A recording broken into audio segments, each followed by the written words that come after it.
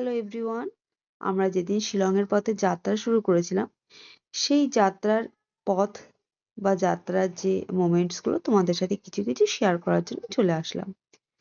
তো দেখো, এটা ছিল 3 টায়ার এসি কামরা। তো খুব পরিষ্কার পরিচ্ছন্ন, সার্ভিসও খুব ভালো ছিল। তো এরপরেই যে স্টেশনটা তোমরা দেখতে পাচ্ছ, এটা হচ্ছে মালদা স্টেশন। মালদা স্টেশনে বেশ কিছুক্ষণ ট্রেনটা দাঁড়িয়েছিল। আমিও নেবে একটু ভিডিও ক্লিপ নিয়ে নিয়েছিলাম, যাতে তোমাদের সাথে শেয়ার করতে পারি।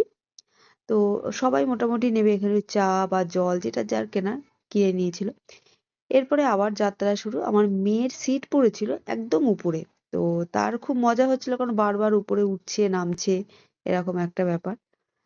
তো এরপরেই তোমরা যে স্টেশনটা দেখতে পাচ্ছ, এটা হচ্ছে শিলিগুড়ি স্টেশন। এখানেও প্রায় আধ ঘন্টা মতো দাঁড়িয়েছিল। আমি নেমে একটু দেখলাম, ভিডিও ক্লিপও নিলাম শিলিগুড়ি স্টেশনটা কেমন। এরপরে একদম 6টা নাগাদ কিন্তু গুয়াহাটিতে ট্রেন পৌঁছে যায়।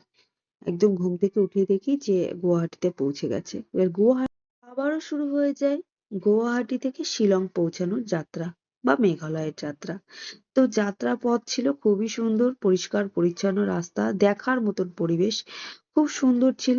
তো যাই হোক, পৌঁছানোর পথটাও খুব ভালো ছিল। আর আমরা পৌঁছিয়ে রাতের বেলাটা নাইট স্টে তো ওখানেই করি, শিলংয়ে করি।